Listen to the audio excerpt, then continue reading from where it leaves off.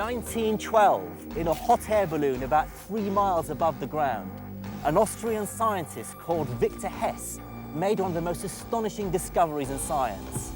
Up here, Hess found that incredibly mysterious rays of energy were pouring in from outer space and streaming through the Earth. They were incredibly powerful and yet unlike anything anyone had ever seen before. They were called cosmic rays. At the same time, in laboratories down below, scientists were studying equally mysterious and equally powerful rays of energy, pouring out from the interior of atoms, energy known as radioactivity. Mysterious rays from the vast emptiness of space, and mysterious rays from deep within the atom, the tiniest building block. No one really understood what they were, let alone believe that they might be connected. Then an incredible story unfolded. Cosmic rays and radioactivity turned out to be connected in a way so shocking that it beggars belief. The discovery of this connection would force us to rethink the nature of reality itself. The world we think we know, the solid, reassuring world of our senses, turns out to be just a tiny sliver of an infinitely weirder, more wonderful universe than we could have ever conceived of in our wildest fantasies. Our reality is just an illusion.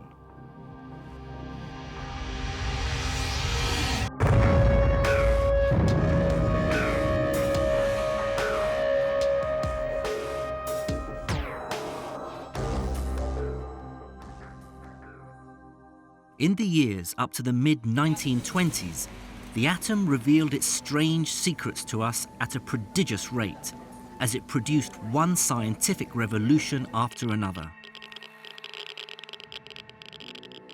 In 1897, Marie Curie studied strange rays pouring out of some rare metals.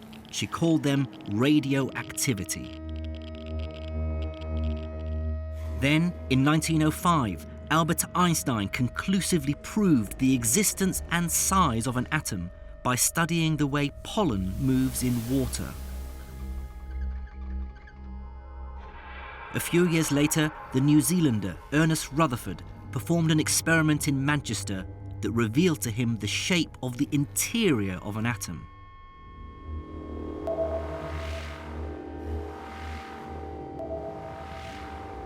Scientists were shocked to discover that the atom is almost entirely empty space. The question then became, how could this empty atom possibly make the solid world around us? The answer to that was worked out by a group of revolutionary physicists in Denmark. They proposed that the world of the atom ran on principles which were completely different to any mankind had ever seen before. It meant that the atom, the basic building block of everything in the universe, was unique and perhaps outside human comprehension. Then, as scientists explored the nucleus, the tiny heart of the atom, they found it bursting with powerful energy. This discovery gave them the potential to bring about the destruction of the Earth. But in a shocking turnaround, it also gave them a fundamental understanding of how the universe itself was created. And yet, despite this, the journey to understand the strange and capricious atom had only just started.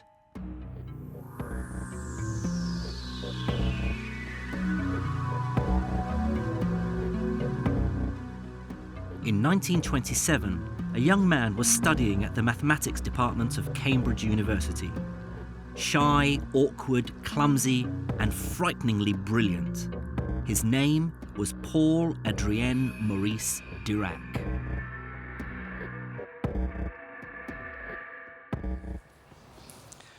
It's probably fair to say that Paul Dirac isn't a household name, but he should be.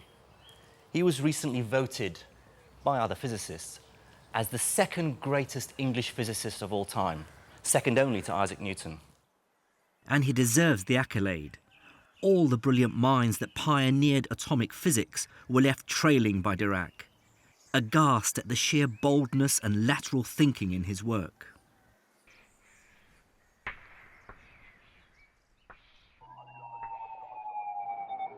When Einstein read a paper by the then 24-year-old Dirac, he said, "I have trouble with Dirac. This balancing on the dizzying path between genius and madness is awful." In 1927, for reasons no one has ever really fathomed, Paul Dirac set himself a task which was monumental in its scope: to unify science, to bring its scattered parts into one beautiful entity. And what this meant, above all, was to unite the two most difficult and counterintuitive ideas in history. Here's what Dirac was trying to reconcile. First, there's quantum mechanics, a set of mathematical equations that describe the atom and its component parts. Then there's Einstein's special theory of relativity, which at first glance seems completely unrelated to the atom. It deals with loftier matters like the nature of space and time themselves. One of its consequences is that objects behave very differently when they travel close to the speed of light.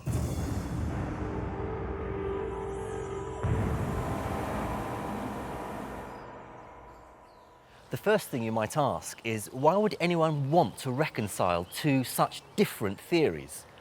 Well, by the late 1920s, the equations of quantum mechanics were consistently getting the wrong answers when describing electrons, one of the constituents of atoms, as they move at very high speed.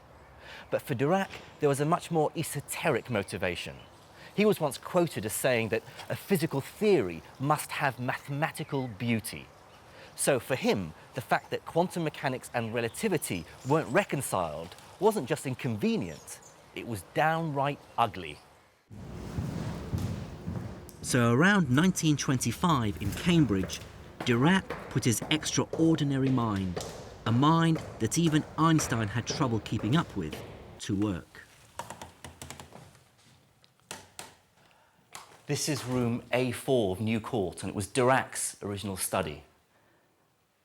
I guess the original fireplace has been boarded up now, but it was here that Dirac tried to understand and bring together the two new ideas of 20th century physics. Now, word is Dirac would sit here in front of his blazing fireplace and try and understand and bring together these two different theories into one unified picture, one single equation.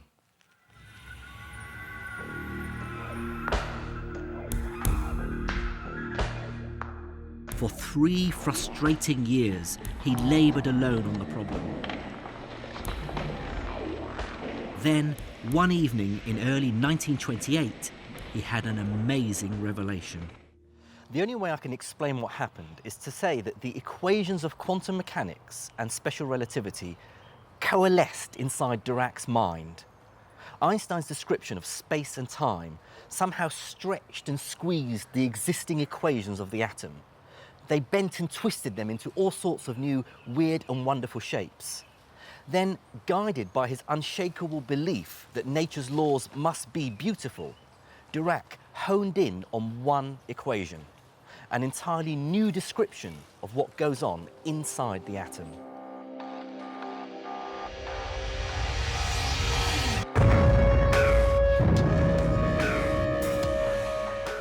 Dirac knew it was right because it had mathematical beauty.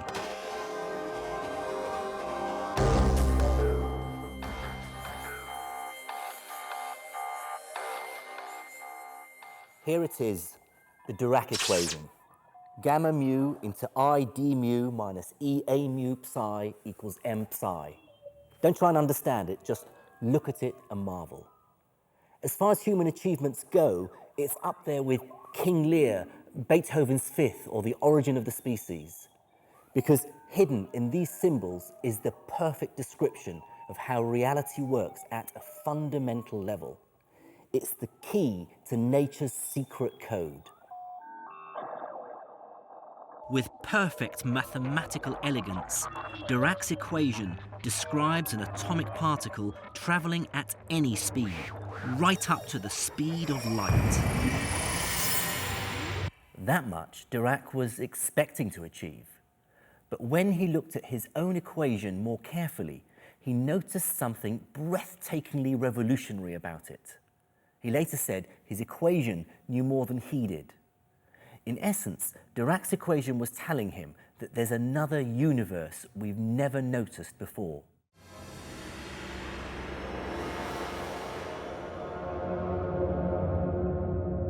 That's because instead of his equation having one answer, it has two. The first describes the universe we know, made of the atoms we're familiar with. The second describes a kind of mirror image to our universe, made of atoms whose properties are somehow reversed. Now, science fiction fans will know what's coming. As well as matter, Dirac's equation predicts the existence of antimatter. Dirac's theory seemed to say that for everything in our known world, for every part of an atom, every particle, there can exist a corresponding antiparticle, with the same mass, but exactly opposite in every other way. And just like a world in a mirror, a universe made of antimatter atoms would look and work just like ours. It will be perfectly possible for me to be made entirely out of antimatter. Anti-me would look and behave exactly the same as original me. And indeed, it's possible that out there in the vast expanses of the cosmos, there are stars and planets and even living beings made out of antimatter. And there's one final prediction of the Dirac equation. As its punchline, it states that matter and antimatter must never come into contact, because if they do, they will annihilate each other in a fierce conflagration of pure energy. The combined mass of matter and antimatter would convert completely into energy, according to Einstein's famous equation, E equals mc squared. So, if I ever do meet my doppelganger, we would explode with an energy equivalent to 1 million Hiroshima-sized atom bombs.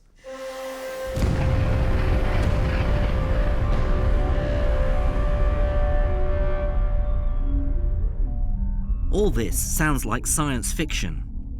And indeed, the idea of antimatter has inspired huge swathes of it. But the truth is, antimatter, particularly antimatter electrons called positrons, are made routinely now in laboratories.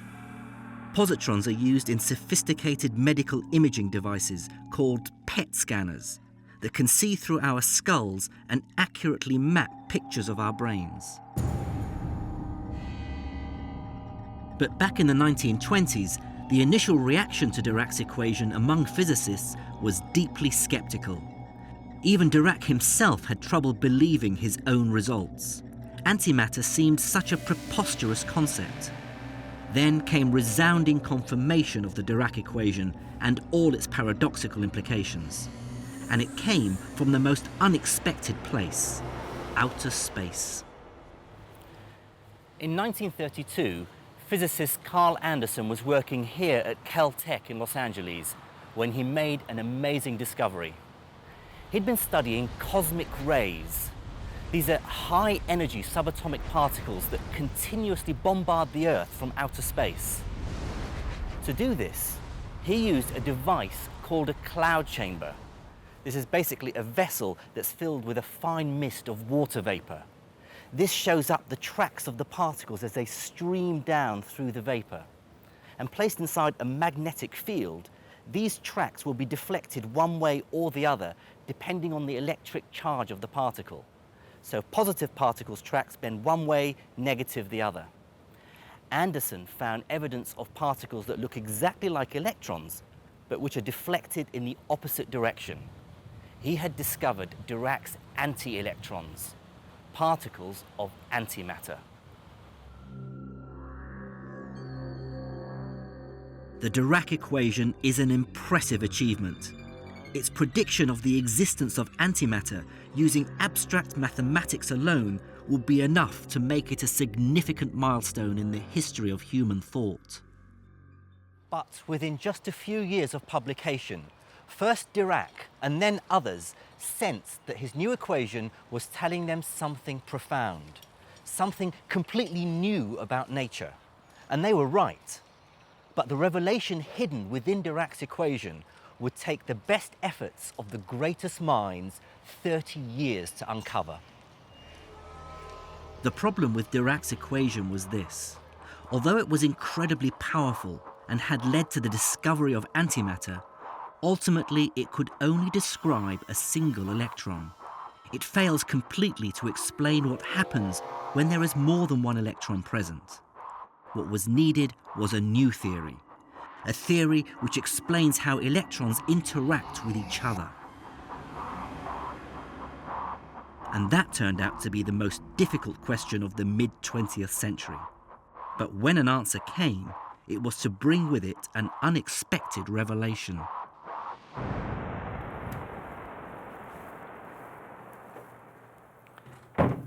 This office in Caltech, just outside Los Angeles, used to belong to the great Richard Feynman. In our story of so many geniuses of science, Feynman stands, in my view, second only to Einstein in the list of greatest 20th century physicists. You see, Feynman wasn't just a common or garden genius. Many referred to him as a magician. He was so smart, such an innovative thinker. And like Einstein, he became this mythical figure, certainly a household name. Feynman was a larger-than-life character. He had a huge personality. He loved cultivating and telling anecdotes about himself. He used to frequent strip clubs. He had affairs with his students. He was even rumoured to go to orgies. But his greatest contribution to physics was the part he played in developing the next phase of quantum mechanics. Feynman and his contemporaries were attempting to pick up the atomic torch from Paul Dirac and develop a theory that took our understanding of the atom literally a quantum leap further. Like Dirac's antimatter equation before, the intention of the new theory was unification. They wanted to understand how electrons affect each other. In other words, it aimed to explain how everything works together through the electromagnetic field. They called their unification project Quantum Electrodynamics, or QED. The project was a formidable challenge, but the end result was magnificent. Nothing less than the most far-reaching and accurate scientific theory ever conceived. For instance, it predicts a certain property of the electron, called its magnetic moment, to have a value of 2.002319,304. Experiments measure precisely the same number. And that's an agreement between theory and experiment to 1 part in 10 billion. It's an unprecedented level of agreement. It's like measuring the distance between London and New York to within the thickness of a human hair. The phenomenal accuracy of quantum electrodynamics shows it to underpin almost everything we experience in the physical world. It's as close to a theory of everything as we have ever come. It defines the laws of nature at the atomic scale. It explains shape, colour, texture, and the way almost everything interacts and fits together. It underpins and encompasses everything from the biochemistry of life to why we don't fall through the floor. So what does QED actually say? Well, this is where the going gets very tough. It may be a wonderful scientific description of nature, but trying to understand what Richard Feynman was doing with his theory is almost impossible. This is what he himself said when he introduced his theory to the public. It is my task to convince you not to turn away because you don't understand it. You see, my physics students don't understand it. That's because I don't understand it. Nobody does. If the inventor of the theory doesn't understand, what possible hope is there for the rest of us? With that disclaimer, I'm going to try and explain anyway. First, you have to abandon your most basic intuition about nature. You have to give up the notion that empty space is empty. Let me try and explain. If I were to suck out all the air from this jar, you'd quite rightly say that having removed all the atoms, I'm left with a vacuum, a volume of pure emptiness. Quantum electrodynamics flies in the face of this common sense idea by saying that the vacuum is not, I repeat, not a place where nothing exists and nothing happens. Instead, it's full of stuff and is heaving with activity. How can this possibly be true?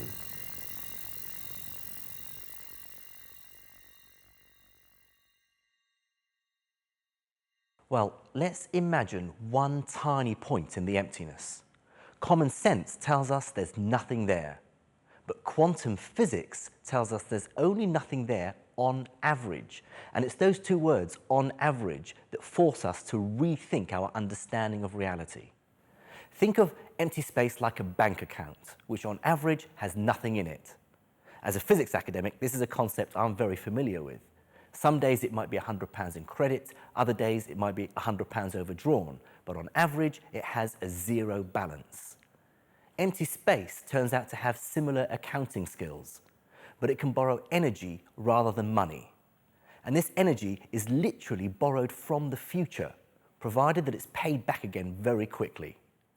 In practice, what this means is that the borrowed energy can be used to create a particle and an antiparticle, which are spontaneously formed from the void, provided that a fraction of a second later, they annihilate each other and disappear. Energy is borrowed out of nowhere. It's turned into matter, the matter then self-destructs back into energy. And this happens in an instant all over the void. In fact, in a stunning confirmation of Dirac's antimatter theory, the vacuum seethes with huge numbers of matter and antimatter particles continually being created and annihilated.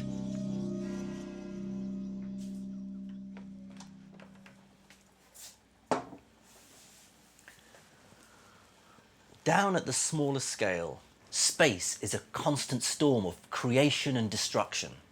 Physicists call it the quantum foam.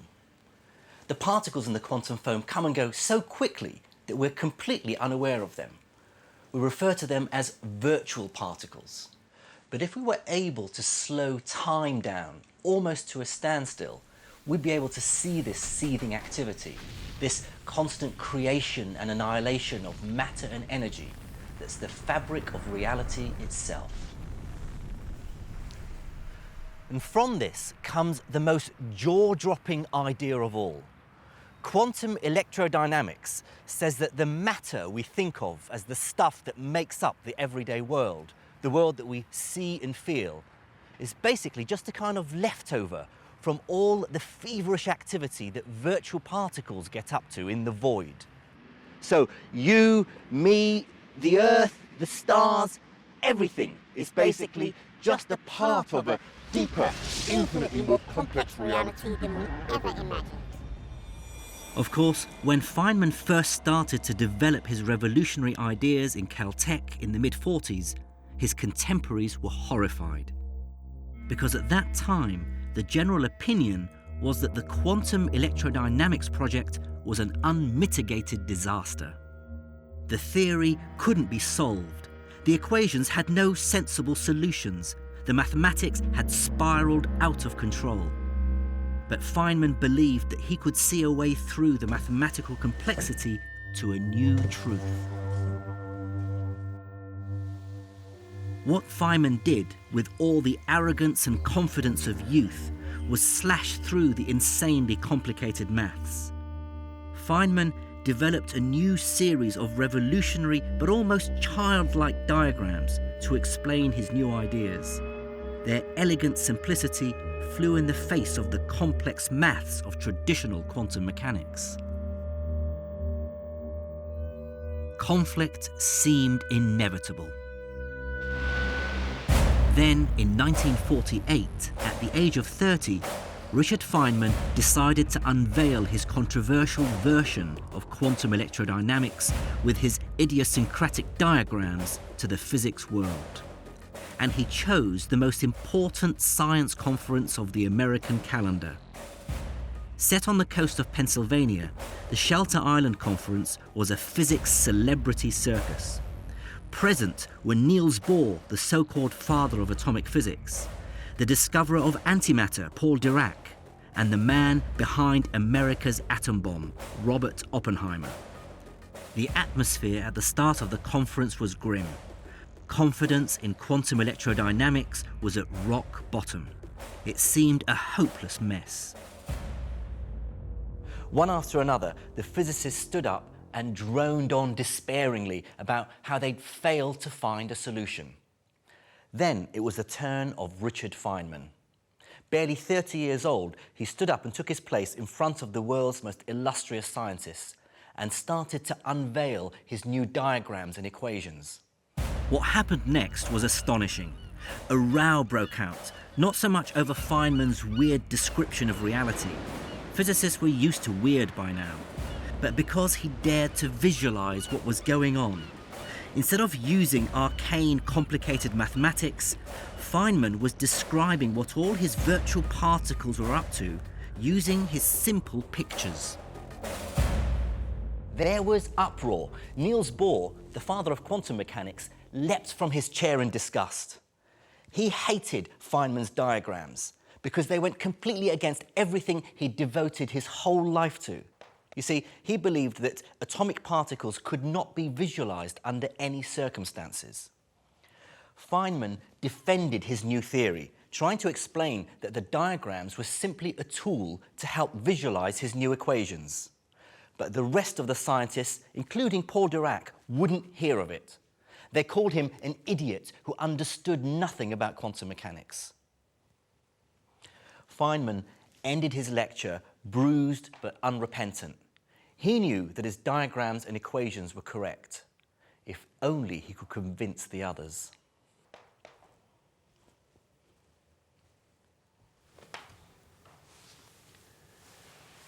That evening, Feynman met another young physicist called Julian Schwinger. Now, Schwinger was the same age as Feynman and had been identified as a child prodigy at the age of 12. Although he and Feynman had been working independently and had approached the problem of quantum electrodynamics very differently, they'd reached identical conclusions. With their new equations, they could solve quantum electrodynamics, and with Feynman's diagrams, they produced a theory of awesome power. Together now as allies, they planned a full frontal attack on Niels Bohr and the conservatives. By the end of the conference, the mood in the Pennsylvanian roadhouse had changed from one of frustrated hopelessness to one of excitement and idealism. Over the next few years, their theory was fleshed out and rapidly became the most accurate and powerful theory mankind had ever had.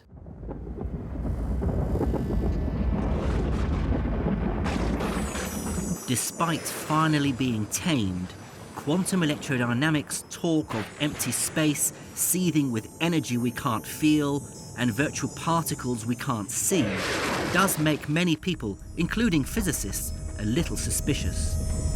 And many skeptics might say these ghostly objects that allegedly fill the vacuum aren't actually real. Yes, the complicated mathematical equations of quantum electrodynamics seem to require them, but that doesn't itself mean they exist. They might just be mathematical fantasies with no basis in reality. Well, I have bad news for the skeptics. Since the late 1950s, direct evidence that empty space isn't in the slightest bit empty, but is in fact seething with activity, has been observed time and time again in laboratories. Quantum electrodynamics is by any measure a truly magnificent discovery. It's one great pinnacle of our story, a glorious conclusion to 5 amazing decades of science.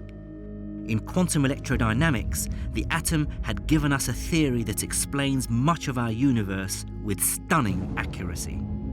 But since quantum electrodynamics' triumphant arrival in the late 40s, our story becomes rather messy and awkward. As a result of quantum electrodynamics, scientists were convinced that the vast majority of everything in the universe consisted of essentially just two things: atoms and light. Light was made out of tiny particles called photons, and atoms were made out of three components: the electron, the proton, and the neutron. And because of antimatter, there were antiprotons, antineutrons, and positrons. A bit strange, but pleasingly symmetrical. Everything in the physics garden was rosy, thanks to the rules of quantum electrodynamics. But then, much to the profound irritation of every working physicist, a load of new and exotic particles suddenly appeared like party gatecrashers to spoil the fun. Exotic entities that didn't fit into any known theories were appearing in physics labs with such frequency that scientists couldn't keep up with naming them all. The neutrino, the positive pion, the negative pion, the kaon, the lambda, the delta. And of course, each of these had their antimatter counterparts. When one new particle named the muon was discovered, one physicist quipped, "Who ordered that?" The whole thing was a mess that didn't make sense. And physicists despairingly referred to it as the particle zoo. It began to seem as though every time scientists solved one of nature's mysteries, the atom would present them with something even more weird. Within just a few years, atomic physics had gone from a position of quiet confidence to total chaos. And of course, to make some sense of this new mystery would require, yes, you've guessed it, another scientific revolution. The third genius in our story is Murray Gell-Mann. Gell-Mann was a child prodigy. By the age of 15, he'd already started at Yale to study physics and had finished his PhD by his early 20s. He had an incredible intelligence that terrified those around him. He spoke many languages and seemed to have this deep knowledge of any subject you care to throw at him. Like Richard Feynman, whom he joined here at Caltech in the early 60s, he seemed to have this ability to see beyond the mathematics and the formalism of his theories to the underlying secrets of nature below. Together, Gell-Mann and Feynman made an awesome duo. This office, number 456, used to belong to Feynman. But what's great is that just 2 doors along the corridor was the office of Murray Gell-Mann. There was an intense academic rivalry between these two intellectual giants, but they fed off each other's creativity. They were very different personalities. Feynman, who played the buffoon, Gell-Mann, the cultured elitist. Gell-Mann used to get upset by Feynman's loud voice, and Feynman certainly enjoyed winding him up. But it's fair to say that during the 1960s and 70s, these two geniuses here at Caltech dominated the world of particle physics. Their bitter rivalry pushed them both to the very limits of their imaginations. And Gell-Mann especially was desperate to prove himself over Feynman by bringing some order into the particle zoo. Within the feverishly intellectual atmosphere of Caltech, Gell-Mann's mind did something very strange. He started working with a different kind of mathematics to deal with the preponderance of subatomic particles. He used an obscure form of maths called group theory. As its name suggests, this is a theory that analyzes groups of numbers and symbols and tries to organize them into simple patterns and symmetries. It's a bit like working with an abstract form of origami. Using this technique, Gell-Mann started working all known particles into an organized system, which he called the Eightfold Way, after a Buddhist poem. But then he had his most awesome revelation. Gell-Mann realized that his group theory pointed to a new, deeper underlying mathematical truth, something which had the potential of rewriting the atomic rulebook.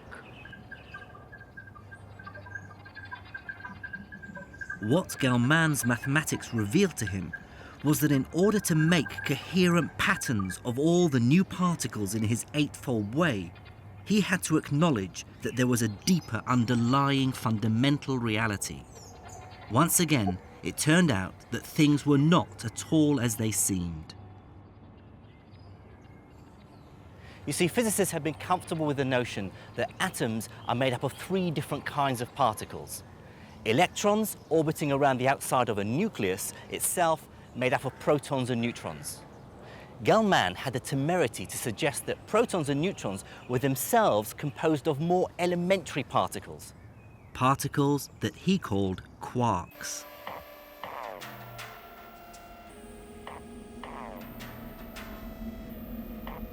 Murray Gell-Mann was cultured and arrogant, but at heart lacked confidence. He knew that for his colleagues, even those used to the strangeness of the atom, quarks were a step too far. And in any case, there'd been no evidence of anything remotely like a quark.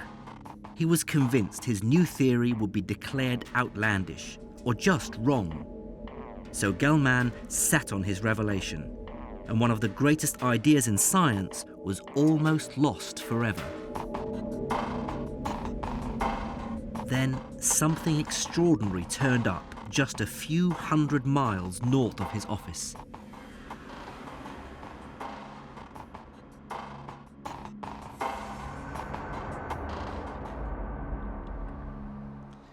This is the Stanford Linear Accelerator, a few miles south of San Francisco. What you can see below me is one end of what is basically a giant electron gun. A beam of high-energy electrons is fired through a tunnel that starts off over 2 miles away in the hills. It travels underneath the freeway and comes out at this end where it enters the experimental area. The grey building over there is called End Station A and is where one of the most important discoveries in physics was made. It was built during the 1960s when it was, and still is today, the longest single building on Earth. And although it's 40 years old, you can see a lot of construction work is going on now. It's still being used for fundamental research today.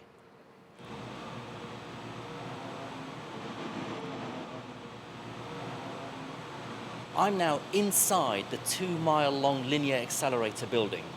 The red objects you see on your right are called klystrons, and they provide the power that boosts the electron beam that runs 20 feet beneath us. Such is the acceleration, these electrons will, within the first few meters, have reached 99% the speed of light. Let me put it another way. If these electrons were to start off their journey at the same time that you fire a bullet from a gun, they will have covered the full 2-mile distance before the bullet has even left the barrel. The electron beam, now travelling at almost the speed of light, would have arrived here at the target area. There would have been in 1968, where I'm standing now, a large tank of hydrogen, basically protons. The electrons would smash into the protons and scatter off through tubes to be picked up by huge detectors that filled the hall outside.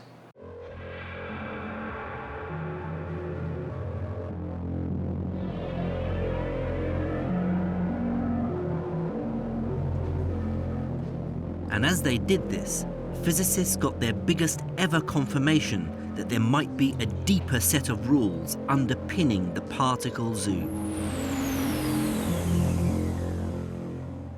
What they had discovered, from the way the electrons scattered and because of their extremely high energy, was conclusive proof that protons have internal structure. In other words, protons were themselves made of more elementary particles. Here were Gell-Mann's quarks. This was an astonishing moment.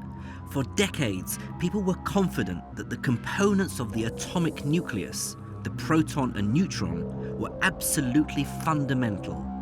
And now, for the first time, there was evidence of something deeper.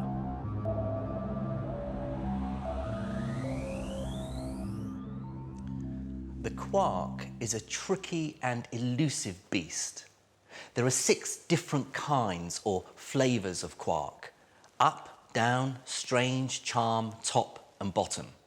Also, quarks never exist in isolation, only in combination with other quarks. This makes them impossible to see directly. We can only infer their presence. But despite these caveats, the quark brought some semblance of order to the particle zoo. In recent years, it's allowed us to concoct a simple yet powerful description of how the universe is built up. Basically, everything in the universe made of atoms is built up from just quarks and electrons. That's it. This now brings us pretty well right up to date. The discovery of the quark in 1967 was the last significant experimental discovery of a new type of fundamental particle. Some say we may yet discover the quark is made of something even stranger, and it's possible. But for now, it's as good as it gets. Our journey from Einstein's proof of the existence of atoms in 1905 until now has been extraordinary. We've learnt so much about the atomic world, from the size and shape of the atom to how its centre holds the secret of the universe itself. From how it reveals an unknown world of antimatter to how empty space is far from empty. From what we thought was a basic building block of the universe itself to the discovery of something even more fundamental inside it. And yet, despite all the powerful science which we've uncovered, something doesn't quite add up. There are two startling and worrying anomalies. The first of these is now at the forefront of theoretical physics across the world, and it concerns one of the oldest scientific principles there is. Gravity. Now, though gravity has been thoroughly understood since Einstein, it's never really been part of atomic theory until now. Suddenly, there's a glimmer of hope from ideas that sound almost too crazy to be possible. Some of these are called string theories that regard all subatomic particles as tiny vibrating strings that have higher dimensions of space trapped inside them. Some, called brane theories, suggest that our entire space and time is just a membrane floating through the multiverse. Another, called quantum loop gravity, suggests that nothing really exists at all, and that everything is ultimately made up of tiny loops in space and time themselves. But despite gravity's unwillingness to fit in with quantum theory, I believe there's something worse lurking in the quantum shadows, something truly nightmarish. Late into the night at physics conferences all over the world, over drinks at the bar, when we scientists huddle together to debate and discuss our strangest ideas and dreams, there are still things that really, really bother us. And chief among these are the quantum mechanical laws that atoms obey. And in particular, one aspect of these laws, something called the measurement problem. If you want to see fear in a quantum physicist's eyes, just mention the words, the measurement problem. The measurement problem is this: an atom only appears in a particular place if you measure it. In other words, an atom is spread out all over the place until a conscious observer decides to look at it. So the act of measurement, or observation, creates the entire universe. And just to show you how mad this idea is, I'm going to explain one of the most famous hypothetical experiments in the whole of science.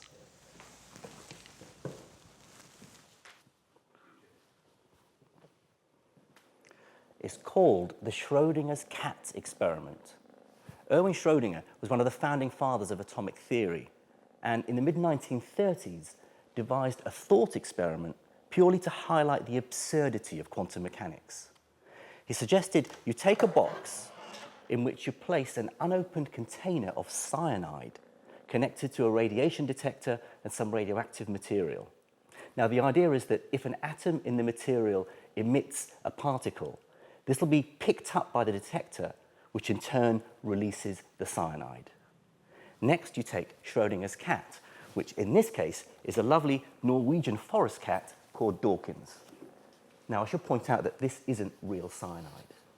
You place the cat in the box, you close the lid, and wait. So here's the conundrum. According to traditional quantum mechanics, known as the Copenhagen interpretation, all the time the box is closed, the radioactive atom inside has yet to make up its mind whether it has decayed and spat out a particle. So we have to describe it as both having decayed and not decayed at the same time.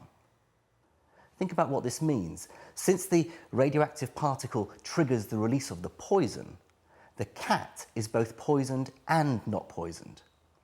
So until we open the lid to check up on the fate of the cat, what's called making a measurement, it's not just that we don't know, but that the cat is literally both dead and alive at the same time. This is clearly a paradox, or is it?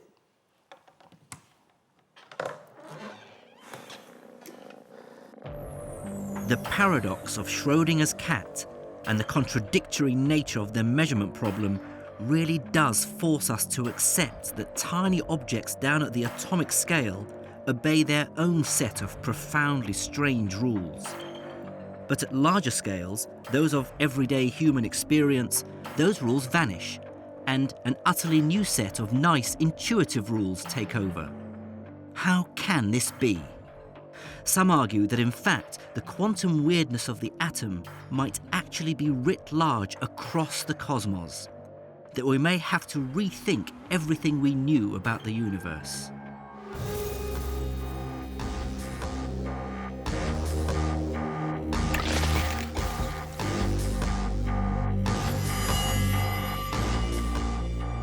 In the last 100 years, we have peered deep inside the atom, the basic building block of the universe.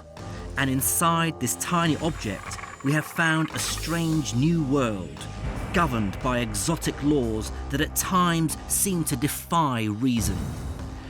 Atoms present us with dizzying contradictions. They can behave both as particles or waves. They appear to be in more than one place at the same time. They force us to rethink what we mean by past and future, by cause and effect. And they tell us strange things about where the universe came from and where it's going. Pretty amazing stuff for something that's just a millionth of a millimeter across. That's why Niels Bohr, the father of atomic physics, once said that when it comes to atoms, language can only be used as poetry. What's fascinating to me is that although we've learnt an incredible amount about atoms and their behaviour, our scientific journey has only just begun. Because although we know how a single atom or just a few atoms behave, the way trillions of them come together in concert to create the world around us is still largely a mystery. To give you one dramatic example, the atoms that make up my body are identical to the atoms in the rocks, the trees, the air, even the stars. And yet they come together to create a conscious being who can ask the question, what is an atom? Explaining all that is surely the next great challenge in science.